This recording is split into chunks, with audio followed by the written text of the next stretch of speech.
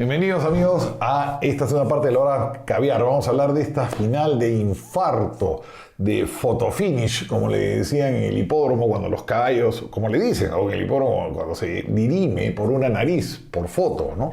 Estas recientes elecciones en Uruguay, donde Luis Alberto Lacalle Pou ha sacado 48.71% de votos contra 47.51%. O sea, casi nada, 1.2 de diferencia con respecto al candidato Daniel Martínez del Frente Amplio. Lacalle Pou postula por un partido de muy vieja data en Uruguay, el Partido Nacional o Partido Blanco. Su rival era el Partido Colorado, bastante venido a menos, se alternaban antes en Uruguay, frente al Frente Amplio, perdón por la redundancia, contra el Frente Amplio, que es todos estos partidos de la izquierda uruguaya, desde los comunistas hasta los socialdemócratas, bajo una sombrilla, existiendo ahí mucho ex guerrillero tupamaru dentro del Frente Amplio. Ha sacado 1.168.000 votos. 1.168.000 votos Lacalle Pou contra 1.139.000 que ha sacado Daniel Martínez, ex alcalde de Montevideo y ahora candidato presidencial por el Frente Amplio, ¿no? Esto ha sido contra viento y marea porque realmente la coalición de derecha ha tenido que enfrentar a toda la fuerza del oficialismo para poder remontar esta elección.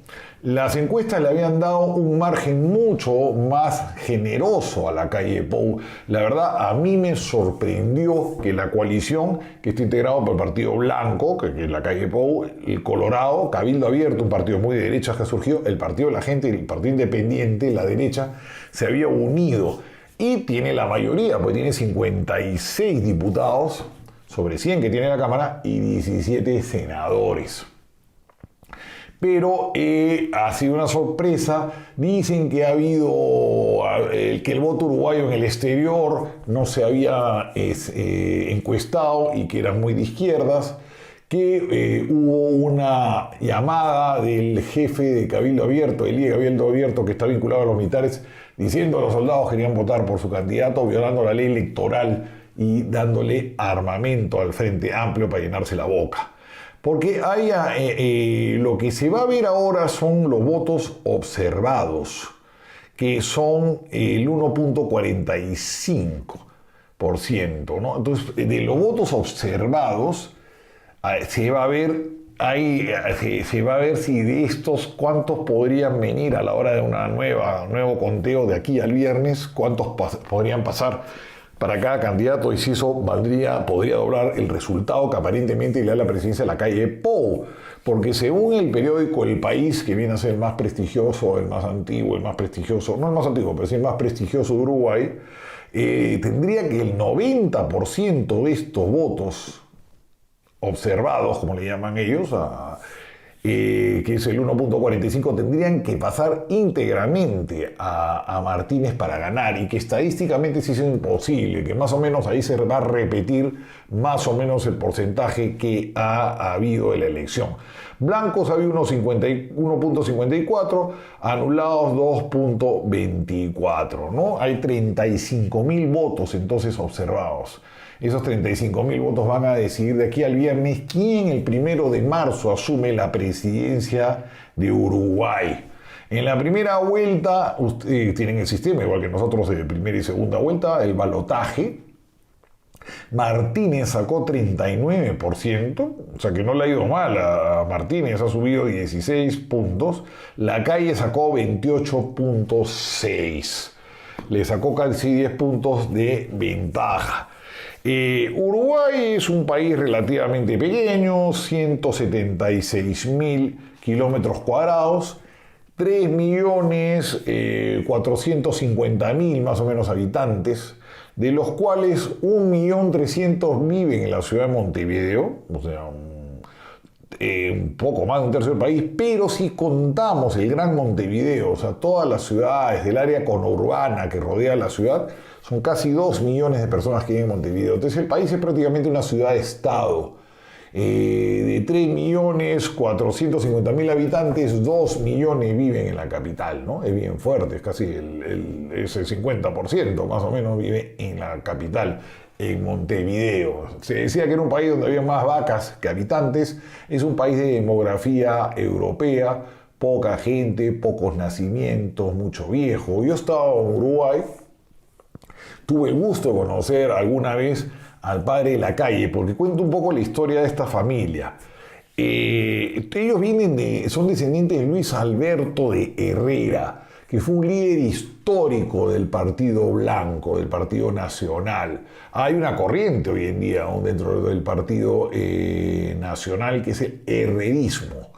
Este señor fue varias veces, con poca fortuna, candidato a la presidencia de la República, pero su presencia política marcó mucho Uruguay. Y siempre donde iba a sus campañas, etcétera, acompañado de un nietecito. Ese nietecito es Luis Alberto de Herrera, padre de este candidato presidencial. Luis Alberto de Herrera sí llegó a ser presidente de Uruguay del 90 al 95. Estoy hablando de Luis Lacalle Herrera. Luis Lacalle Herrera. Es descendiente de Luis Alberto de Herrera. Luis Lacalle Herrera, padre de Luis Alberto Lacalle Pou, Luis Alberto Lacalle Herrera, fue presidente del 90 al 95. Lo que no pudo el abuelo lo hizo el nieto. El nieto fue presidente del 90 al 95, quiso reformar la economía del país, quiso privatizar. No pudo. Su gobierno fue un gobierno que tuvo mucha obstrucción de la izquierda. Uruguay es un país muy sindicalero, muy de empresas públicas grandes, deficitarias, pero que nadie quiere tomar el toro por las astas y privatizarlas, muy deficitarias. Él quiso liberalizar también las relaciones de contrato de trabajo, etcétera. No tuvo mucho éxito. Fue una presidencia donde Luis Alberto Lacalle de Herrera no pudo realmente voltear la torta al país. El uruguayo medio es como el francés de América Latina, es complicado. Son gente muy simpática, muy correcta, muy humilde, no son ruidosos, ni extravagantes, no son como los argentinos. Definitivamente son muy distintos a los argentinos. Es un país modesto, de aranceles muy altos, de mucho proteccionismo. Uno ve autos que se nota que solamente entran pues, por el arancel, porque el parque automotor es muy distinto al resto de Latinoamérica. Básicamente ves Fiats y carros de ese tipo. Es un país donde la gente no muestra mucho, tampoco la que tiene riqueza, mucho su riqueza. Muy educado, muy cortés, tiene un buen nivel, donde se ha disparado mucho la criminalidad en comparación a lo que solían tener. Entonces los dos temas ahora en la campaña son criminalidad y la situación económica. La situación económica no es muy buena, porque el crecimiento económico ha sido muy raro en los últimos años, desde que ha estado gobernando el socialismo en Uruguay. 3.2% crecieron en el 2014, 0.4% en el 2015, 1.7% es un crecimiento casi recesivo, un poco el 2016, 2.6% el 2017, 1.6% el 2018, o sea, han estado varios años alrededor del 2% menos, y este año cerrarán en 0.8%, que es nada, es un crecimiento enano. El problema de Uruguay también, como se suele decir, es que como está atrapado entre la economía argentina y la economía brasilera, estas dos economías, sus problemas los trasladan inmediatamente a Uruguay, que es un paraíso bancario, dicho sea de paso, de Uruguay y de Argentina, ¿no? Uruguay, gran exportador de carne, servicios bancarios y turismo, el verano en ese sitio maravilloso que es Punta del Este, que parece que uno estuviera en Europa. Es un sitio vacacional muy distinto al Caribe, a lo que estamos acostumbrados en Latinoamérica. Cartagena no parece uno que estuviera en Italia o en una playa española, no tiene otra geografía, otra arquitectura. Queda pues donde se junta el Río de la Plata con el Océano Atlántico, esto es Punta del Este, la playa Mansa, que es donde está mezclado el Río de la Plata con el mar, tiene una temperatura muy agradable, muy mansa, y al otro lado tiene un mar un poquito más bravo y más frío, que es el Atlántico, ¿no? Y tiene luego una serie de playas muy bonitas por ahí, en esta zona de Punta del Este, ¿no? Entonces han tenido, como les digo, una situación económica de crecimiento muy lento, y lo que es preocupante es el déficit fiscal. tiene un déficit fiscal que este año va a cerrar en un número que ya asusta y que llama a un ajuste económico, 5%. Sobre 3% de déficit ya es bastante preocupante. 5% es malo, bastante malo, y significa que o van a tener que subir impuestos, van a tener que hacer recortes, o van a tener que generar inflación, pero de alguna manera se tiene que licuar ese déficit fiscal. El PBI de Uruguay es pequeño, pero para un país de 3 millones y pico de habitantes, casi 3 millones y medio, no está mal. 56 mil millones de dólares es el PBI, 56 mil millones de dólares, mayor que por ejemplo el de Bolivia, que es 37 mil millones de dólares, siendo un país más o menos 5 veces más grande de tamaño y con casi 4 veces más población. Entonces tienes que repartir más la torta, ¿no? 37 mil millones de Bolivia, Paraguay 29 mil millones de dólares. Entonces el PBI uruguayo va en los 56 mil millones de dólares, tienen déficit, tienen que arreglar esos temas. La gasolina es bastante cara. Yo estaba en Uruguay, me llamó la atención lo cara que es la gasolina. Y como le digo, es un país sumamente sindicalizado, ¿no? Por lo que veo que, a pesar de que va a tener mayoría en el Congreso, Luis Lacalle Pou, que tiene 46 años, muy buena pinta, alto, congresista desde los 20 años, con la misma raza política de su padre. Su padre a mí me impresionó con el pelo aleonado, muy sabio políticamente. Tuvimos una conversación ahí larga, tomando unos tragos, conversando con una gente. Me llamó la atención un político muy zorro, lo vi, muy cazurro, muy listo. Y en un momento político, como lo que no hay en el Perú hoy en día, político, se notaba que era un político, un hombre que había mamado política, había pues estado con su abuelo, con Luis Alberto de Herrera desde pequeño, y se notaba cómo había aprendido política. Y él me dijo, mi hijo va a ser presidente. Posiblemente esta elección la pierda, que efectivamente la perdió con Tabaré Vázquez, pero la próxima elección la va a ganar. Y me lo dijo con muchísima seguridad. Y yo, sí, me dijo, mi hijo va a ganar la elección, esta está difícil, la próxima el Partido Blanco la va a ganar. Bueno, como yo le digo, el Partido Colorado está muy decadente, ya no es el antiguo poderoso Partido Colorado que llegó a tener muchos presidentes. El último de ellos, si no me equivoco, fue Sanguinetti, Julio María Sanguinetti. Entonces esta es la situación de Uruguay. Estamos esperando el resultado de las elecciones. Les voy a pasar unos videos a continuación un poco para ilustrarlos sobre el país, sobre cómo se ha vivido esta jornada electoral ahí, porque esto tiene un trasfondo político bien interesante. Si bien la izquierda uruguaya en estos años ha sido un gobierno relativamente moderado, salvo en relaciones laborales, en el proteccionismo, impuestos, y ha sido un gobierno típicamente de izquierdas, y no ha hecho mayores barbaridades. Danilo Astori fue un importante referente económico dentro del Frente Amplio, y él los ha moderado mucho, el economista Danilo Astori.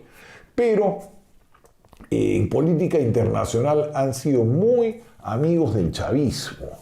Han cortejado mucho al chavismo, han sido cercanos al chavismo, estaban alineados en toda esta nota roja.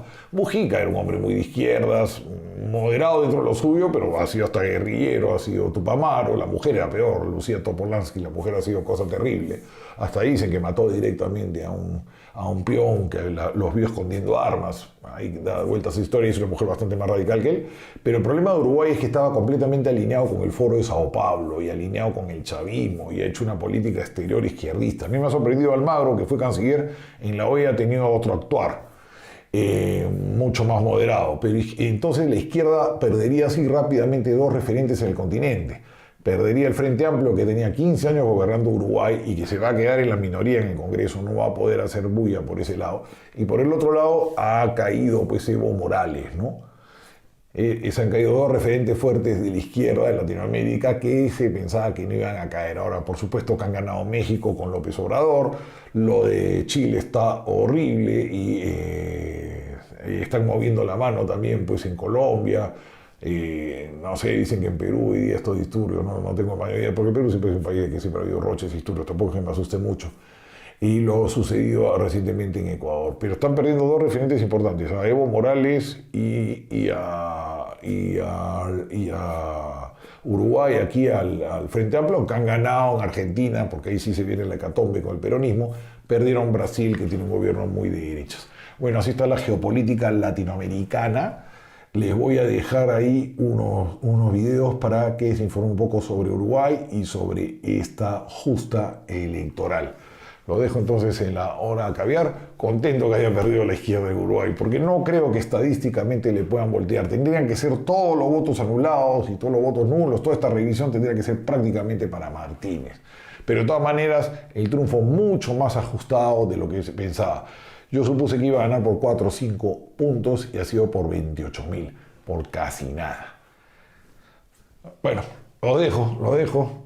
Aquí en la hora caviar me despido. Esto es Uruguay, un país famoso por su carne, sus leyes liberales y su pasión por el fútbol, su rabiosa pasión por el fútbol. Se ve pequeño en el mapa, pero eso es porque está rodeado de dos gigantes, Argentina y Brasil. En realidad, Uruguay es más grande que Inglaterra y casi tan grande como Costa Rica y Nicaragua sumados. Y sin embargo, allí viven solo 3 millones de personas desde hace más de 3 décadas. ¿Por qué?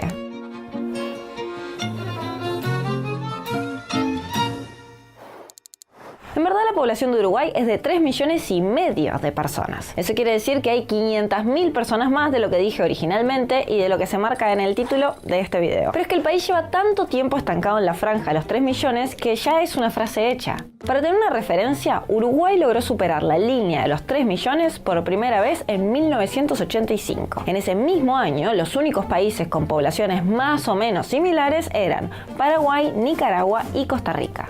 Hoy en día, Paraguay pasó los 7 millones, Nicaragua los 6 y Costa Rica los 5 millones de habitantes. El caso de Uruguay es todavía más raro si se tiene en cuenta que América Latina supo ser la región con mayor crecimiento poblacional del mundo. Sin embargo, según historiadores y demógrafos, la escasa población es algo que viene desde los propios orígenes del país hace más de 200 años. El nombre oficial del país, más que un nombre propio, es una ubicación geográfica.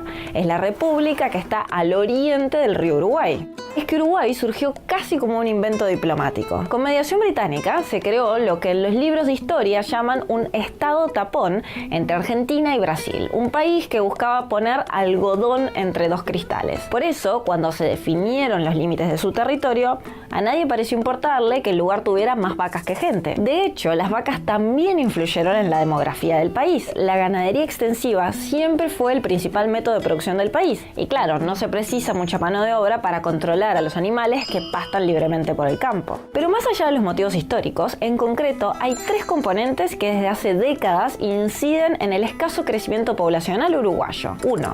La baja tasa de natalidad. Al en día, en promedio, una uruguaya tiene 1,98 hijos, es decir, una cantidad inferior al nivel de reemplazo. 2. La alta esperanza de vida al nacer, que es de 77 años en este momento. Y 3. El efecto prolongado de la emigración, especialmente de la gente joven. Todo esto hace que Uruguay sea uno de los países más envejecidos de América Latina, o, como dijo el expresidente José Mujica, un pueblo de viejos en vías de extinción. Ahora, la pregunta del millón es, ¿alguna vez los uruguayos conseguirán ser más de 4 millones? Según proyecciones, lo más probable es que no. Se estima que la población uruguaya seguirá creciendo hasta mediados de este siglo, cuando estará cerca de los 3,7 millones y luego volverá a caer.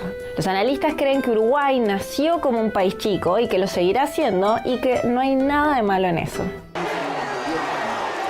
Lamentablemente el candidato del gobierno no nos ha llamado ni ha reconocido el resultado que, de nuestro punto de vista, es irreversible. Y por eso esta semana, si supimos perder, sobre todo hay que saber ganar. Y eso es lo más importante. Lo que sí nos deja esta lección, que parecía para algunos que iba a ser otra cosa, es que no habrá la fuerza política que gane y que sea electo presidente. En ninguna de las dos opciones va a llegar al 50% casi con seguridad de los votos. Lo que indica que tenemos la tarea histórica de buscar los entendimientos y las construcciones que nos permitan